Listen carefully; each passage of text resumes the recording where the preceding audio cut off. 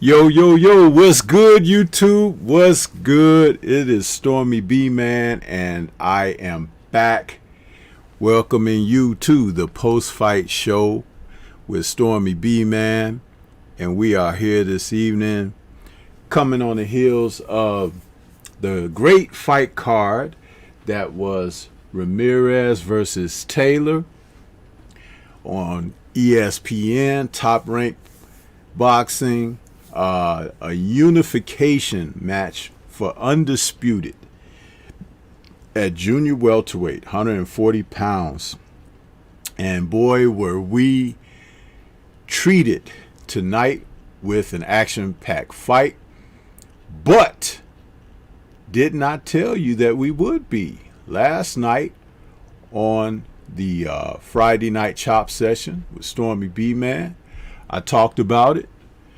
Talked about this being a great card. Talked about it being a great matchup between these two fighters. I said that they were quite similar in their style and approach to fighting, one being orthodox, one being southpaw. And I said that the difference would probably be what we call intestinal fortitude, what is inside, what's down deep.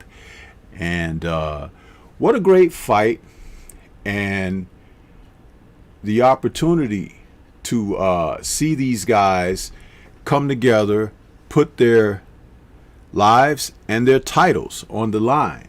This is the type of thing that we always look forward to in boxing, but we don't always get delivered to us.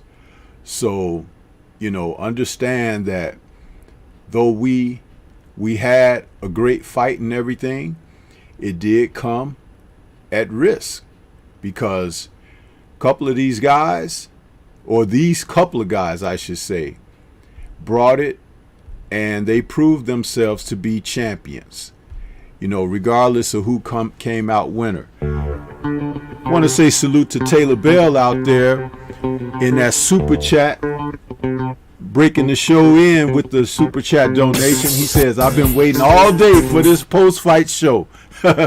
I hear you, man. And Taylor Bell also with a super chat donation before the show went live. So salute to Taylor Bell and what he does in supporting the channel, man. We really appreciate you, bro. We really appreciate you. I want to welcome my co-host here to the show. Just gave a wonderful fight call on this. And salute to KQKC, who was out there doing another tremendous job calling the fights himself. But I was hoping that I could give Reggie a chance to get himself some fluids, because the brother's voice was a little hoarse toward the end of the show. So what's good with you, Reggie? Are you good to go? Oh, yeah, I'm good. We get a little amped up with that great fight. Yeah, man, it was something, wasn't it? First of all, let's just talk about ebb and flow in a championship caliber fight. When you have two guys who are giving it their all, who are trying, that's the thing that you really like to see. That's the thing that you really want. It no longer becomes necessarily who you want to win as much as how you want to see the battle take place, the chess match. And this came down to that. And I also spoke in my pre-fight breakdown in last night's show, Reggie. I spoke about the person who was able to be the smartest would probably end up being the victor here. And that did play out as well. But one thing I didn't speak on, and always factors in, is who is the most cunning. See, that's something that we're going to have to add to this, because when you talk about being cunning, you take advantage of situations and scenarios and you work them to your favor. The one thing that I didn't like in tonight's broadcast, and you mentioned it on a couple of occasions, but we could start the show off and just talk about this and get it out the way, and then we could get back to the fighters who both put on a tremendous effort. This doggone Kenny Bayless, Reggie, WTF here. This man stayed too close to the combatants. He didn't allow work on the inside. He was like, he was just all in the way. And I'm sick of this dude. Why don't they get rid of this guy, man? I hate Kenny Bayless. I'm serious. I don't know the man or anything. Never met him. Never been in the same room or vicinity or probably even the same city as the dude. But I don't like him. I don't like him as a referee, and I hate him as a boxing referee. He could get the hell out of here. As far as I'm concerned, if he never refereed another fight, I'd celebrate and I'd drink a shot on his behalf, because I don't even drink, but I drink a shot on the behalf of him being booted and ousted from the sport of boxing. What do you got on this fool? I don't like him like I don't like a lot of these other refs, but he's always doing something, man, that's just bugged out to me, man. Him and even the other ref, because the ref in that other fight before going to tell a fighter he's ducking too low. Like, I'm like, where did these refs come making this type of crap up? And then being in the way, it's just all type of stuff. When I see judges, I already know to expect, all right, it's going to be some BS coming from these dudes. And then the way he admonishes one fighter, won't say nothing to the other fighters. It's not nothing serious. He's trying to buy time for fighters. He does very slick stuff. and it's obvious as heck with what he's doing. I don't like a lot of these refs. A lot of them are starting to be bugged out. I wish they'd let robots judge this dang sport or something, man. But these humans they got doing it are doing some real way out stuff in this sport. He really got in the way too during the knockdown after Ramirez got up and was hurt pretty bad, right? He was like looking in his face. He could see the man was clearly wobbled, a lot like Miguel Berchelt was and everything, and wasn't good to go. Notice that he didn't tell him to step to the left or step to the right, okay? And when he told him to come forward and rubbed his gloves off on his shirt, he actually did it a second time before allowing the fight to resume and told Taylor to go back. And I'm like, dude, you're actually giving the man time to try to get himself together. And the thing about it is, no, I didn't want to just see Ramirez knocked out right there, but I'm still pointing out the fact that he was showing favor in this situation for Ramirez to get himself together. I don't like that kind of stuff, man. I don't like Kenny Bayless. Just get this guy all the way the hell up out of here as far as I'm concerned.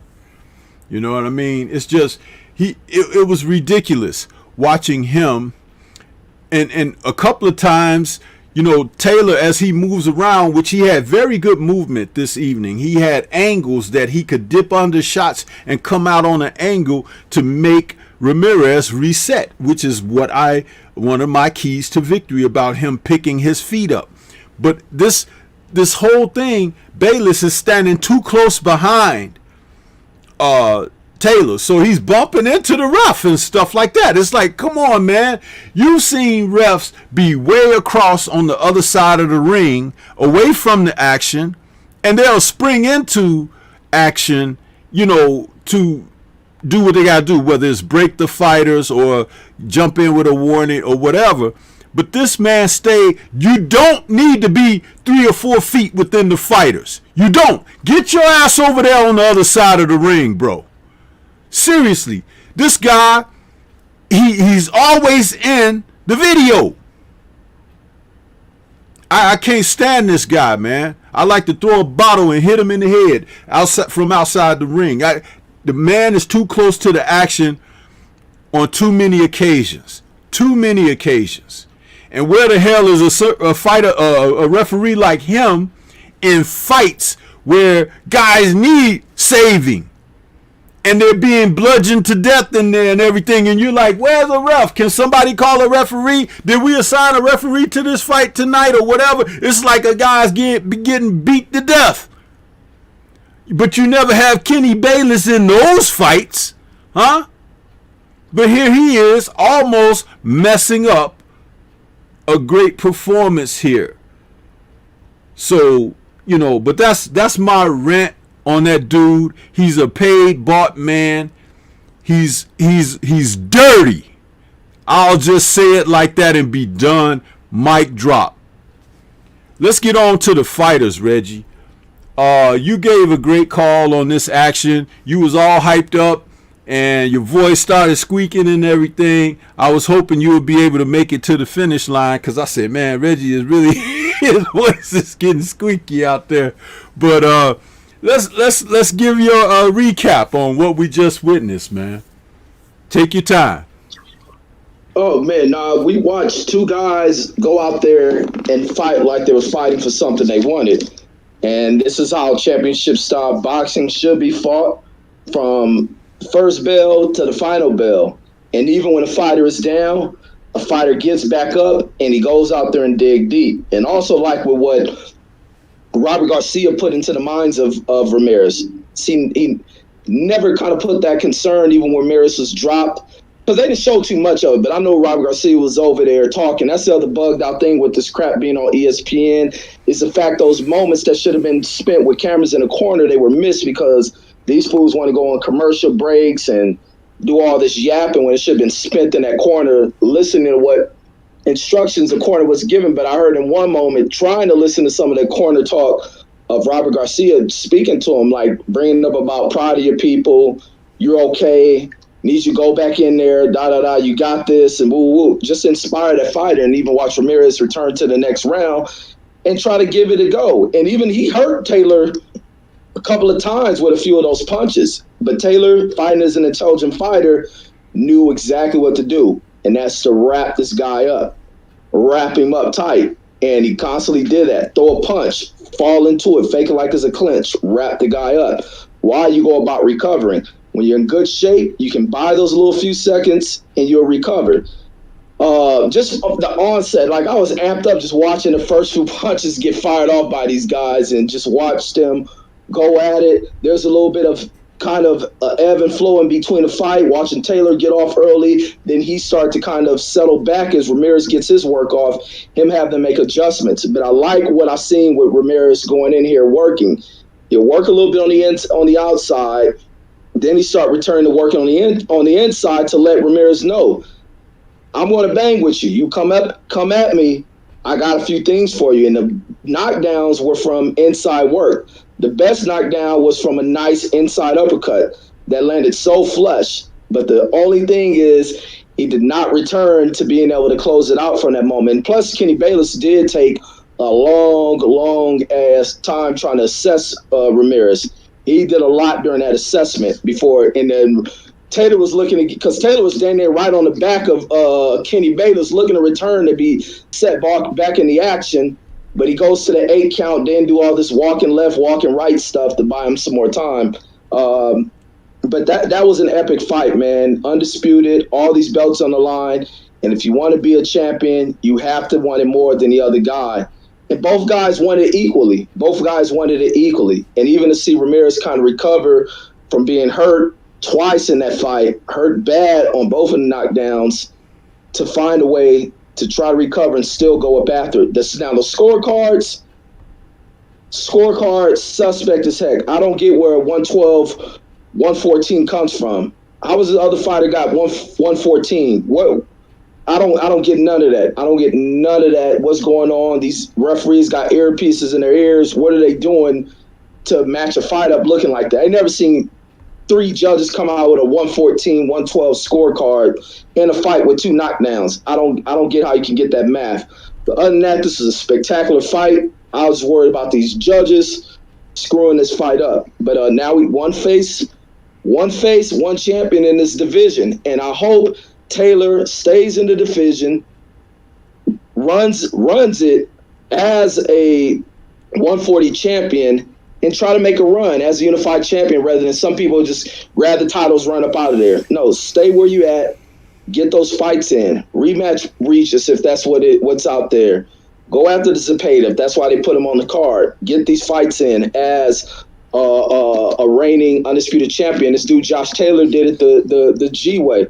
He did a real gangster path to get into this moment that he's in, moving it through that tournament, fighting the best guys that's out here, and immediately going out there to capture all these belts.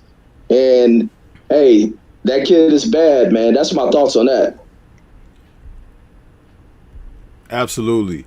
And salute to Taylor Bell out there in that super chat again, where he says, Stormy B-Man, what is it gonna take to get Reggie to set up his super chat? He deserves to get donations for the calling of the fights. He worked it. Yeah, man. Reggie has his reasons that he doesn't have that set up, but you want to explain, Reggie, or you want to let people know what's happening with that? I cuss like a sailor. In my video, like a sailor, and I put too much controversial news. I appreciate y'all want to offer it, but I got a lot of stuff I like to cover it, and YouTube don't like to hear it, so they can keep that super chat off. So that's what it is. One way to handle that too, Reggie, would be just to open up your Cash App and make that available during your broadcast, so people can hit you up that way, and there's no, you can continue to do what you do the way you do. Just utilize Cash App. And that way people can even hit you when they on the move, or even when you on the move or whatever. So that might be an option for you to consider. Yeah, I'll just be lazy on it. A lot of people tell me to open it, but It's just me. I ain't on here for that. Yeah, I hear you. I hear you. You know, but yeah, man. These two men, boy, were we on the money last night or what? We talked about this one, Reggie. You know, these two men really gave a sincere effort. When I spoke about being cunning as well as being the smarter and more intelligent fighter, what we saw in that effort was, how can I say it? It was Josh Taylor using his experience. The second knockdown where they were on the inside and he bumped them off and shot that uppercut, you know, off the break. It is protect yourself at all times. I was very surprised that Ramirez allowed himself to get hit like that. But it also spoke to who he was in there with, and he just wasn't ready for that, Reggie. He wasn't prepared for that thing. And it's a shame because this is where we get to talking about, and you've heard myself, Scrapbook Boxing, Kurt Sugar, refer to a lot of circumstances with today's fighters and guys not being schooled.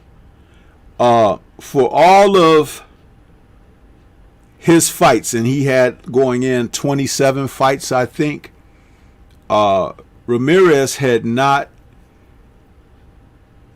been able to deal with a fighter who can get his foot outside of his lead foot, even as a southpaw.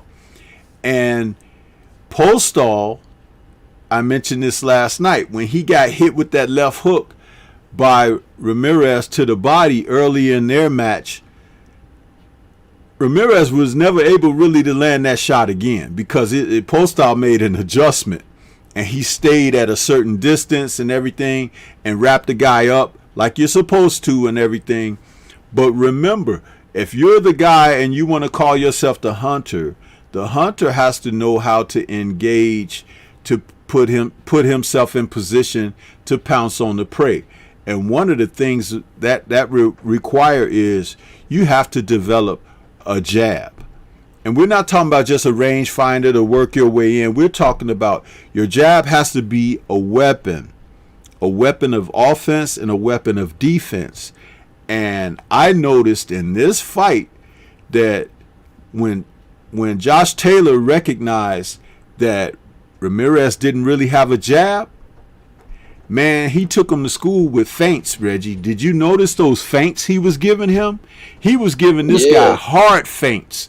And anytime he wanted to throw that left off of a feint, it was landing solidly. And I was surprised that Taylor didn't take more full advantage of that, because early in the fight, he was throwing the looping left to the side of the body and to the breadbasket, okay, including the solar plexus. But late in the fight, he started shooting it straight through the guard. Do you notice that? And that came off of the experience of what you're looking at. He's looking at a man who doesn't jab, okay, and he's looking at how the man bites on his hard feints so he can let his shots go at any time. I was disappointed in Taylor in the 12th round because I felt like he took that round off, and I gave that 12th round to Ramirez. But I wanted him to step up the gas and turn it on. And maybe they felt they had the rounds in the bank. But when you saw the final judges' scorecards, that's why he should not have done that. And I must say this to anyone out there listening. If you're a professional fighter, don't take the last round off. Still try to win the round. You don't have to go in there and trade blow for blow and make it like it's a slugfest, but win the round, because you don't know what these judges are doing. And those scorecards were atrocious. That 114 to 112 mess, Reggie, my scorecard was 117 to 109. Yes, I had it that wide for Josh Taylor because I was looking at the breakdown mentally that he was putting on Ramirez. And a lot of people were wishing a victory for Ramirez, but you have to get the job done inside those ropes. And he wasn't getting it done.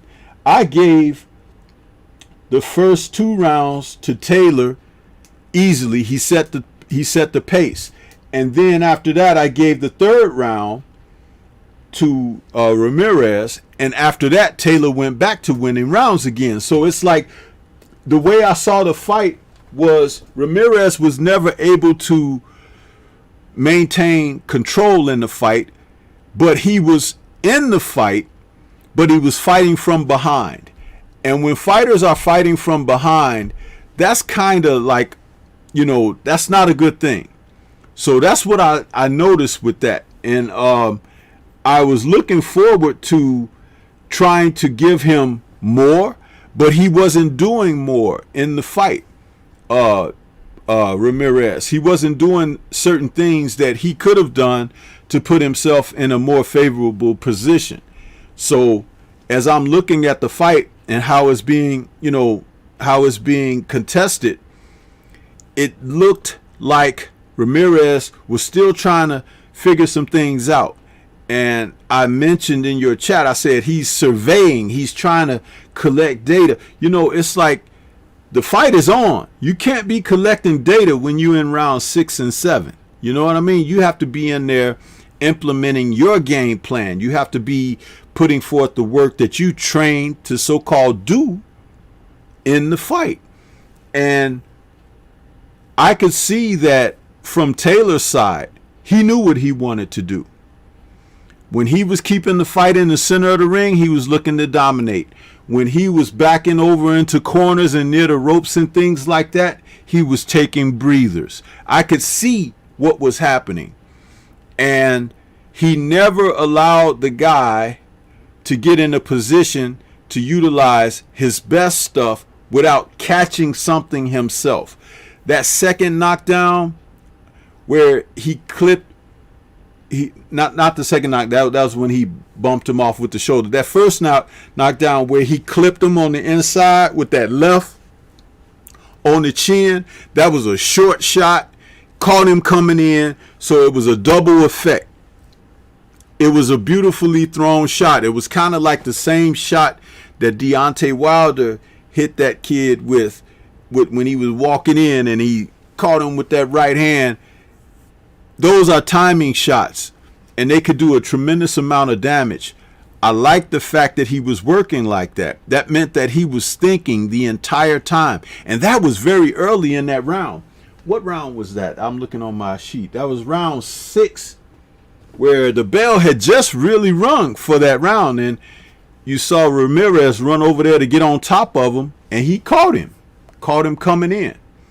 So these are things that I was Spilka. Thank you, watcher. I appreciate that. Spilka against Wilder. The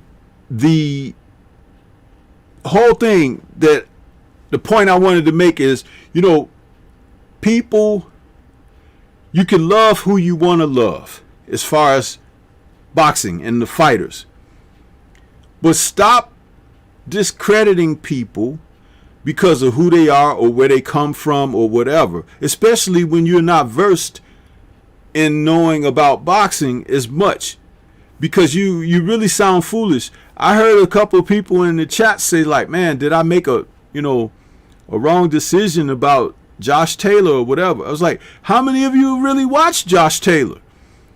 Because the man won that series over there, and he beat Regis Prograis in a very close fight. Maybe if that fight would have been on U.S. soil, maybe Regis Prograis gets the decision. But Regis Prograis was still a quality championship caliber fighter. And he beat him. And he beat him with, he took punishment in that fight. So when people start talking about certain UK fighters, and they say, well, this going to be, will he pass the eye test and all of this kind of stuff. And I'm like, man, come on. I said last night, Josh Taylor is probably one of the best UK fighters since Joe Calzaghe. Okay, that's not a heavyweight or whatever. You know, it's like the man has boxing ability, he has skills, he has decent power, he has a ruggedness about him, and he's Scottish. Okay, he's Scottish.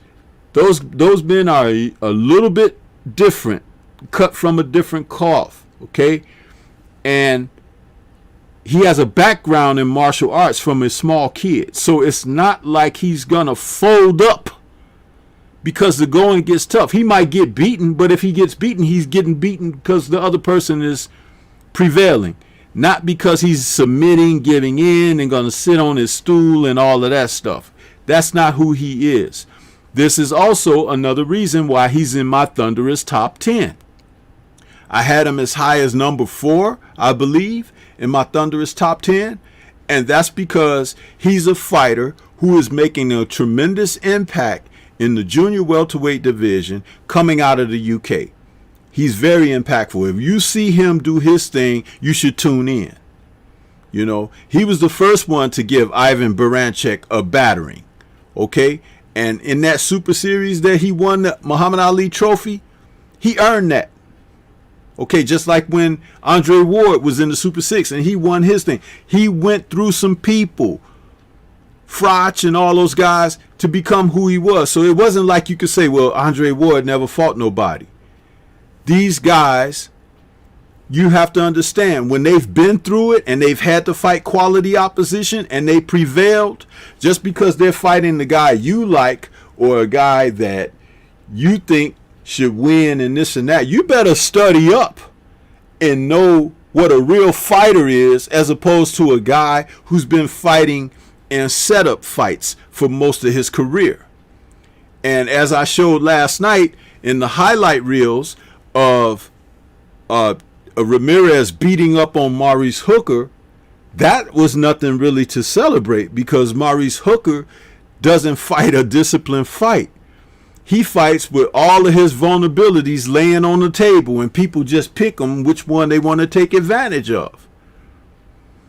Victor Postol, you heard me say, took that good shot, his best shot, and said, oh, I can't let that guy continue to hit me with that, so let me get up out of here.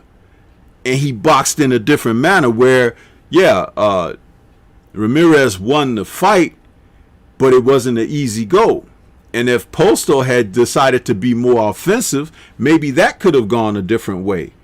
But not to digress from the situation at hand. This was a tremendous fight by two world titleists who are champions and who proved themselves champions, coming together to face one another. And it was tremendous. I loved it. The action was back and forth. Taylor got rocked in there a few times as well. You understand? But he knew how to handle it. He knew how to keep his shape. He knew how to stop that momentum and kill time and things of that nature. Those are all assets that a quality fighter who has experience can utilize when something is on the line. And that's when he does it. And you saw it tonight. There was a point in the fight where I saw Ramirez look at him. He kind of give him the once over, you know, looking him up from head to toe.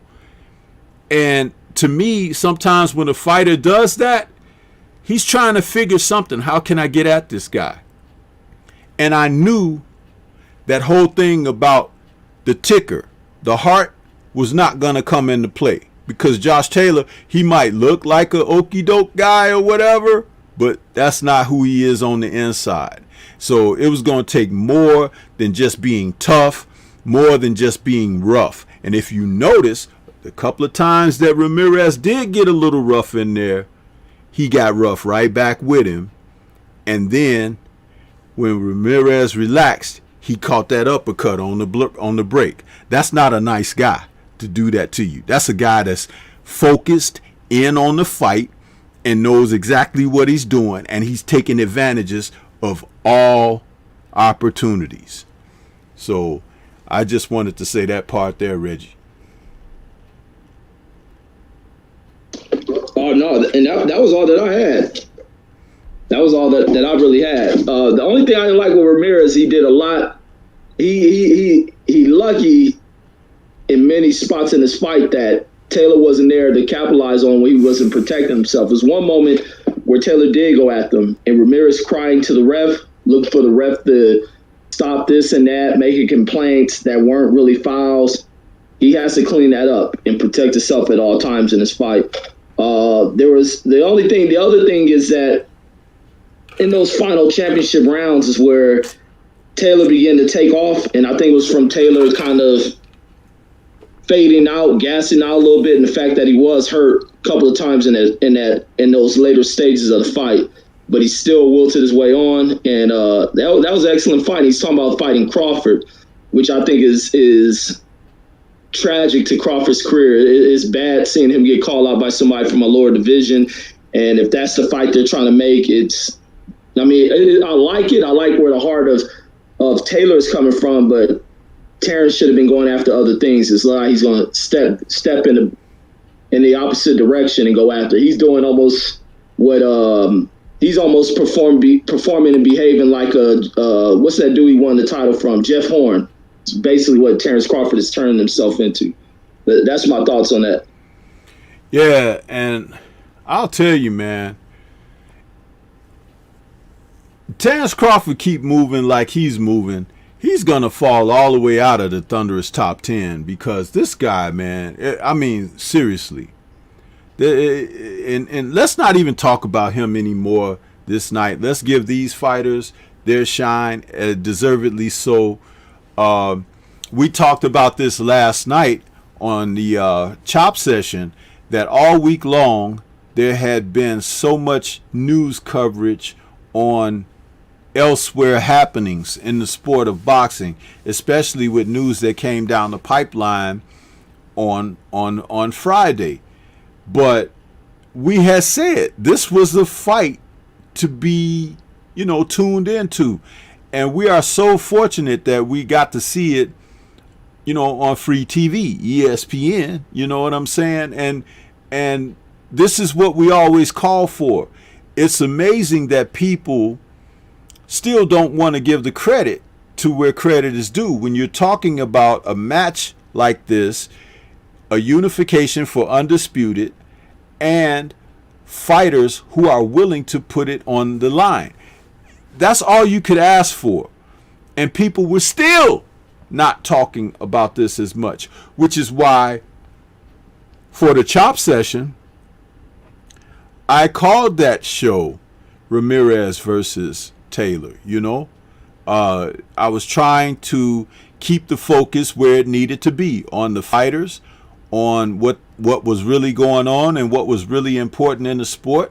And even still, you saw in the broadcast this evening, they were trying to take away from these men by showing Tyson Fury.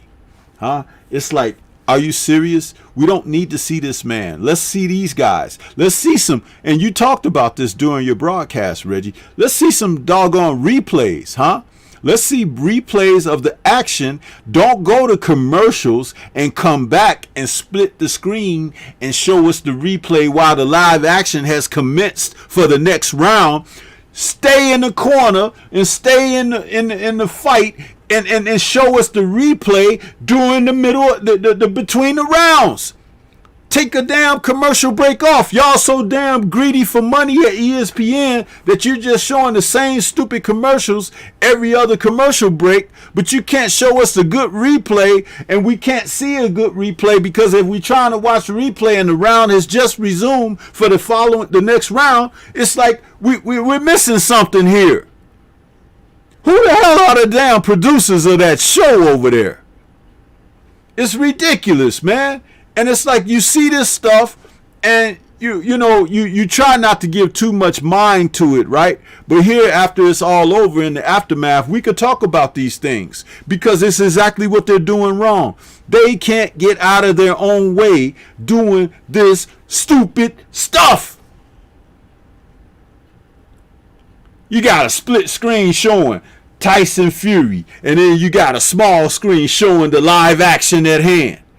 Man, this is the biggest fight of the year thus far, and you guys are over here screwing it up. Man, get out of here with that foolishness, man. But going back, Reggie, dialing it back a little bit, the fight before, we saw Jose Zepeda return since his fight of the year last year against Ivan Baranchyk. We all needed a long layoff after that one with the action that we saw in that fight. 8 knockdowns in 5 rounds. That's still historical stuff, man. That is the so-called new go-to elevator fight. Both guys were down 4 times apiece. You couldn't have written it better for a movie script. And it was actually really 9 knockdowns because one of the knockdowns the referee missed in the fight. So, and I think that was Zepeda that got knocked down in that for that 5th knockdown. So going back to this fight tonight, he's taking on the aging Hank Lundy, who came in. They say he's 37, but he looked like he was 47 as far as I'm concerned. He came in there against Zepeda as an opponent, but he was doing very well. And the way that they scored it like Lundy hadn't even done anything in the fight. Reggie, what were your thoughts on this fight as a whole, and then later the decision of how the scorecards came? Yeah, I thought Lundy did a good job at keeping Zepeda in there, being careful and cautious, because what happened is Lundy was letting off some of those left hooks and ended up catching Zepeda. And there's also that moment where he dropped Zepeda, and for some strange reason, that referee who was against Lundy calls it as a trip. Their feet were in there, but Lundy landed a punch that dropped him. I don't think he tripped up over. I think when the punch rocked him, he may have fell back, tripped over his own feet, falling, and that ref call it a slip. When I don't even think he's seen it. I know he saw a punch, and ESPN not to show the replay to clear that, it's crap. And even if the commission and look, keeping Zepeda at bay, making Zepeda be a little bit cautious in there, even though I did have Zepeda kind of pulling away with those rounds. I just thought Lundy should have been able to give a greater effort. It was like even in round 2, I began to see Lundy kind of fading away in that second round as he looked to gas himself.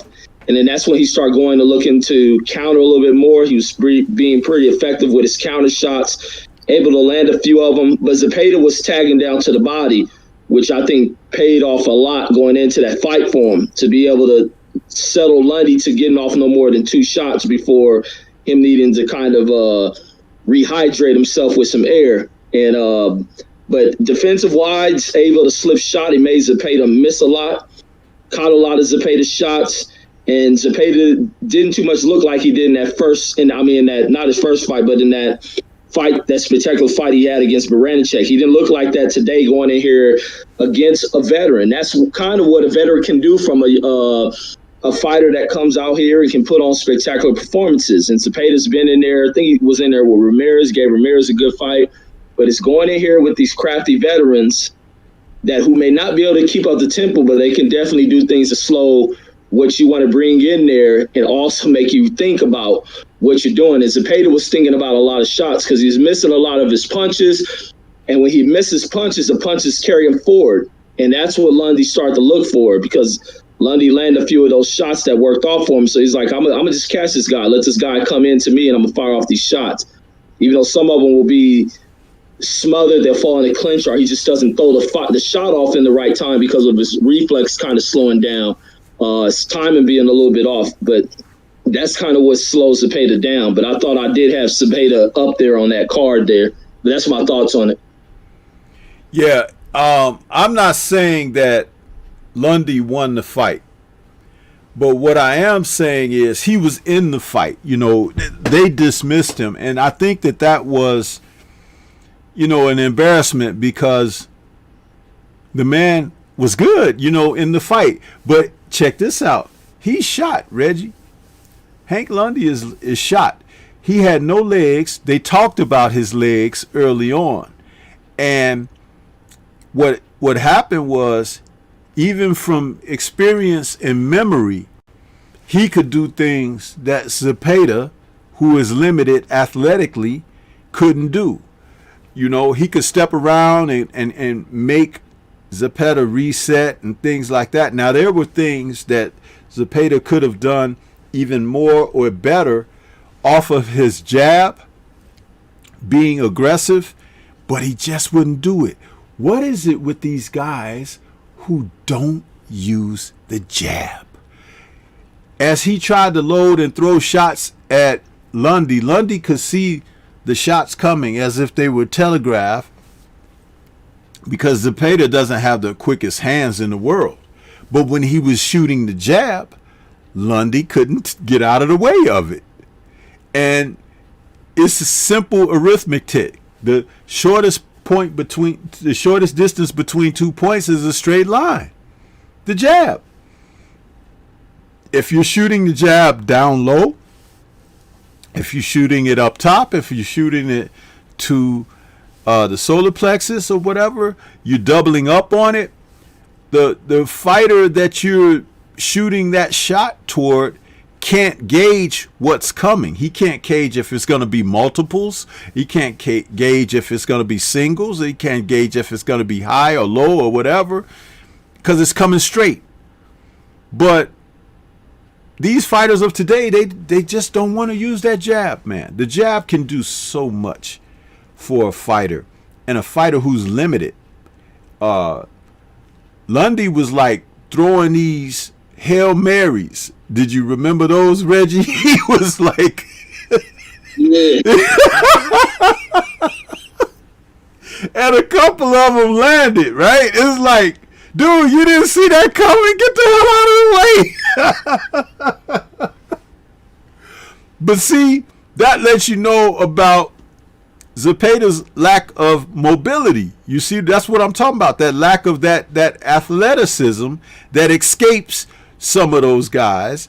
And you when you say these things, people get offended, right? But it's like, it's true.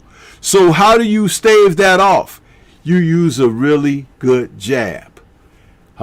You develop that punch, because that punch can save you defensively. It can stop things from coming at you. It can open things up if you're going forward. It's like having a key to a locked door. But I tell you, they don't hear me though, Reggie. They don't hear me though. Anyway, let's go on to the first fight of the night. Elvis. Elvis returned, Reggie, but I don't think people wanted to see his concert tonight. He got out there and he took on Kenneth Sims Jr., which I heard, salute to KQKC Boxing Network. He says that they got a documentary coming out on him and another brother that they took 4 years in the making. Mr. Sims showed up to fight. Sims Jr., by the way, showed up to fight tonight, Reggie. And I saw the opening round and I said, man, if this kid can box like this the whole fight, this is easy pickings for him. Because we found out tonight that Elvis didn't have a guitar, okay? Meaning he can't box, Reggie. He can punch, but he can't box. And if you can't box, you can't get against seasoned fighters. You can't get that power at home. And I'll tell you, Kenneth Sims, man, opened that fight up. He kept the fight in the center of the ring. He actually drew his line in the real estate and held that position. And he punched first and last. He punched in between. He looked like a real primed young fighter. And I am happy that for once the judges got it right. They still was a little iffy with the cards, but he did win the fight. And Elvis needs to go back to the gym and polish up on some things. And that's not a slight. It's a reality. And the thing is like, you're just not going to knock out everybody. Just like that other guy, Berlanga. You're just not going to knock out everybody. You're going to have to box. You're going to have to do some boxing in here if you want to go to the highest levels of the sport. This kid, Kenneth Sims Jr., he looked good tonight, Reggie. He had stamina. The one thing that I did notice about him, he became a little bit repetitive with his attack. I would have liked to see some variations off of what he was doing. Like his jab was really good. His 1-2 when he threw it was really good and snappy. I would have liked to see him double up on that jab, hook off of it a couple of times. But, you can't have it, all in one all the time. But that's how I saw it. And you knew he had something when Rodriguez started taking steps backwards, Reggie. That was the telltale sign. Even though in between the rounds, his coaching and everything, they telling him to do certain things or whatever, but he was taking steps backwards. That was tremendously revealing. What are your thoughts on that fight? In that fight, I caught it late because I know they was coming on that early. I think I caught it right at round 4 or 5. But as watching the fight, I can kind of see the look on Rodriguez. Rodriguez's look was kind of telling to me. It looked like he was having trouble in there. And then that's when I was like, I turned on the volume and I'm hearing what Andre Ward is saying about the fight.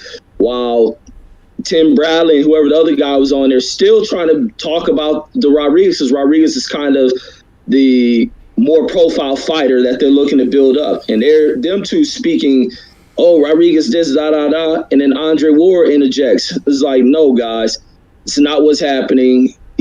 Rodriguez can't figure out what to do against this guy, and this guy is just really utilizing boxing. And it was confusing Rodriguez. Rodriguez just had the look on his face, and his face looked a little bit punched up. He was bruised up on the face.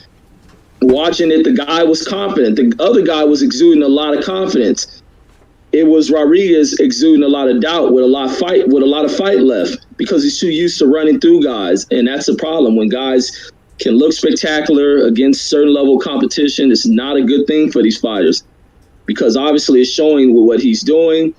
It's making him comfortable that he's not willing to go through necessary steps to tune up everything he needs within the game of boxing. You need everything. Anybody who fights, I don't care, you fight on the streets, you fight in classrooms or whatnot. You can't just go in there just thinking because you didn't land a punch on that guy and knock that guy out, you knock that one out, that everybody's going to be a tough affair for you. No, some people are going to bring in a different mix of style. Some people know how to take things away. They may stand in a position that's not comfortable because you want a person to be over here so you can line this punch up.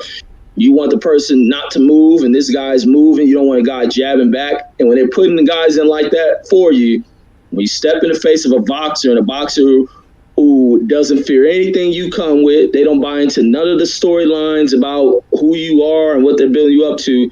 They come in there looking at you as nothing more than just a regular human being who they're ready to put a fist in the mouth of. And that's what Sims came in here with.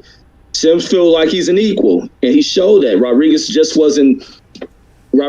didn't think that's how it was supposed to be. He thought everybody was supposed to go in front of him and lay down. In the moment he had to go in there and box, he couldn't pull it out. Too used to bullying folks. And that has to change. Same thing with Berlanga in that last fight. He went in there with a guy they thought he was supposed to run through, and that guy had a different plan. And what did Berlanga show when it comes to his ability to box? He couldn't showcase it because that's not what he's been riding off of. His confidence is built on stopping guys in the first round. He got in there with an opponent that gave everything, and it caused him to wake up. Berlanga really woke up quickly following that fight because the more you step up, the higher levels you go in, these guys are tougher. These guys have a deeper will to go after it. And it's just going to be that tougher. And when you ain't got no skills, you're going to go in there and you're going to look like Jeff Lacey and get mashed on.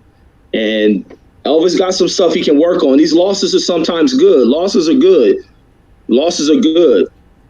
Being undefeated is good too. But when you're putting in the work treating every opponent with high level of respect, knowing that you're going to have to come in here against different styles and you're ready to adjust and adapt to it. Got to put the work in, and it's time for Elvis to go back in there, put in the work, put away the antics. I know he was playing music and stuff. I know he did all that stuff, but he got to put away the antics and focus on. Same thing was happening with Josh Greer. So a lot of these young fighters you see that with. They get caught up in this cycle of demolishing cats, beating on cats, getting caught up in this prop typing behaviors and acts until they step in front of a guy who's like, man, I ain't into none of that stuff you doing. I ain't into none of that stuff they talk about you about. Matter of fact, that's going to make me want to put a foot up you even more. And that's what they come in there and do. And these guys have no way of figuring out. They can't even make adjustments to stuff. But that's my thoughts. Elvis just got to go to the drawing board. His team needs to get serious. He needs to get serious and start working on this stuff. And a lot of these fighters don't even watch tape anymore. They got to start watching videos and stuff. But that's my thoughts. Yeah, you have to become a study of the sport. You know, when you take the time out to look into things yourself, you kind of learn what might be good for you, what might not be good for you. I think that a lot of the trainers of today are at fault as well because they don't equip their guys. They don't seem to pass on certain information to let these guys know, like, hey, man, you could really go out there and embarrass yourself or get your head taken off. It always comes back to me, Reggie, that fight that you called last year where the young man, he had tattoos all on his body and he had the hair, the wild hair, whatever. But he went out there and he was trying to look sweet. You know, remember he had the fur on his trunks and stuff. I can't remember his name, but he was trying to look so good and so sweet, you know. But the fighter that he came to fight was just a more polished fighter and was taking him to school. And every round he was coming back to his corner. It was like they didn't really know what to tell him, but he looked like he wanted to quit. Remember? I don't remember the name of the fighter, though. Kind of thin, skinny guy. You know, we do so many fights. It's like, man, I forget. But because we brought him up once before. Huh? I think it's that dude who got the wild hair. He looked like my brother. I think I know you're talking about. Yeah, but we were watching that fight of his, and he was failing miserably. But he looked the part of a fighter. He was dressed. He had a nice outfit and all of that. And he was trying to be sweet. You know, he psh, psh, throwing his punch. And that other guy was like fat, hitting him upside his head. It's like, you know, it became a thing where he was like a fish out of water. He was like, this is not the league I'm in. You know what I mean? And it's too much of that going on today. Too much. They were talking about Elvis being one of the guys in, is it Freddie Roach's gym? Like being one of the guys of the future and stuff like that. I'm like, dude, you better find a new future, okay? Because this kid ain't it right now. You got too much that you got to teach him. And it's not his fault. It's different if you're teaching him and he goes out there still and just lays an egg. And maybe it's just not there for him. But if you're not even teaching him the things that he needs to know, man, get out of here with that crap trying to say, oh, he's like the future of the gym and everything. Well, your gym is going to be shut down. Because I'll tell you something. When you have blue chippers in the boxing gym, they are blue-collar workers who are putting in that work. They're not out there for show. They're not out there trying to just give me another soft touch, so to speak. Huh? That ain't what they're out there doing. They're in there trying to up the ante. You know, when they used to call fighters in the gym killers, that's what they literally were. It's like not that they murdered people outside the ring of boxing or whatever, but I'm saying inside the ring of boxing, that's what you thought they were, because if you were ever in the ring with them or whatever, you thought they were trying to kill you. Okay? These guys today, man, I tell you, they get a touch or scrape on them or something like that, and they want to sit down. Elvis in this fight against Sims hit him with a couple of shots. Go back and watch the fight for yourself. Everybody out there that's listening right now, go back on ESPN Plus or whatever when they show it, when you can watch the replay. Go back and watch Elvis in that first round against Kenneth Sims. Kenneth Sims came out there in that first round. He shot some jabs at the guy, feints, and he hit him a couple of shots. And all of a sudden, Elvis started backing up. Remember Elvis going out there knocking everybody out and jumping on top of them and everything? Where was that at? You know why? Because he met resistance, okay, in a live action fight. So if he's working in the gym, has he met resistance in the gym? Or did they tell him to take it easy on him in the gym? And if they told him to take it easy on it in the gym, did they tell him they ain't going to take it easy on a real fight? See, this is what I'm talking about. But people get mad when you hear, these words because they sound harsh or whatever. It's tough love, baby. This is boxing. This ain't ballet. Huh? It's like, what do you think it's supposed to be? There are people literally out there trying to take your head off, man, with their fist. And you think because you're doing it to other people who aren't your match, that makes you good to go. I hadn't even heard of Mr. Sims before tonight. I have to honestly admit that. But I know what I'm looking at when I see him in the first couple of rounds backing your boy Elvis up. And I'm like, okay. This is interesting. Sims fought like the guy who was the blue chipper coming out of a named gym. And maybe this does wonders for him because I had the score for him 77-75. Okay? And I thought, I wonder are these judges going to just give it to Elvis anyway? And when they gave it to Sims, like they rightfully should, I was like, okay, now I want to see this young man again. The one thing I wish that his trainers and everything would get him to stop doing right away is to stop rolling his tongue across his lips while he's in fighting, because if he gets caught, he's going to bite his tongue off. But that's the most harsh criticism I have for him on this night, my first time seeing him, and I take my hat off to him. He did a great job. You got anything else on him and Rodriguez, Reggie? No, that was all I had on that one. Rodriguez just got to go back to that drawing board and get serious about it. Yeah. It's interesting, man. I tell you, sometimes you keep watching these fights and somebody will come along and show you some stuff and you be like, oh, who is this dude? You know what I mean? And they've been telling you about the other dude and you watch it and you're like, oh, he ain't much or whatever. And you it just comes out in the wash. It's like, okay, now I know who I'm supposed to be looking at. But I hope they don't pull Mr. Lundy out anymore for these fights with younger people, man, because I think he's seen his better days, and he should stop getting in there with these younger people because he's gonna get hurt. His legs are gone. He's shot as a fighter. No matter what kind of condition or shape he may get in for a fight, but yeah, I think he's seen his better days.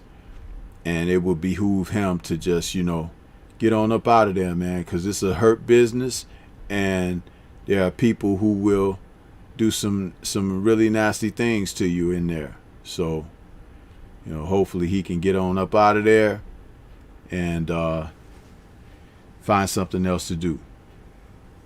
So, but hey, Reggie, why don't you go ahead, bro, and give us some final thoughts. We can get on up out of here. We knocked this one out of the park. I thought that it was everything that we said it was going to be, and I'm glad I witnessed it, and I'm glad I heard you, both you and KQKC, do your calls on this. A great job tonight again, bro. Yes, sir, man. Salute to both of those fighters, man. Ramirez and Taylor, man. They both winners, man. They went there, gave it their all. Even though one person leaves with all the belts, they still winners for fighting like warriors. I knew they wasn't gonna leave nothing in the ring. They'll give it their all. I kind of felt that, and they did that, and put on a spectacular match, spectacular event. Thank y'all for tuning in. We'll catch you guys on the next one. Matter of fact, we got a fight next week, Devin Haney. So catch you guys once again, man. It's boxing, and this year, 2021, is epic. You know, got some announcements that complete things off, and it's heading in the right direction. And it's time for other fighters to start getting on board as the sport heat up. Do not kill off the direction that the sport is going down. Get in there, fight, win, lose, or draw. Even with Ramirez suffering a loss, it takes nothing away from him. You just get yourself back up, go right back at it. Stop being worried about losses, and fans don't stop being suckers and writing fighters off because they suffered a loss, especially when they give spirited efforts. But that's my thoughts on that one. See you guys. Absolutely, man. And I think next weekend we got what, Shakur Stevenson? Is it Shakur? Devin Haney. Devin Haney. There we go. I knew it was one of the young brothers. Next week we got Devin Haney taking on Linares. So it's like, man, the month of May has been a bang 'em out month, man. We've had fights every weekend. A couple have been okay, but this was a great one tonight. And look forward to seeing Devin Haney against Linares next weekend, man. It's some great stuff.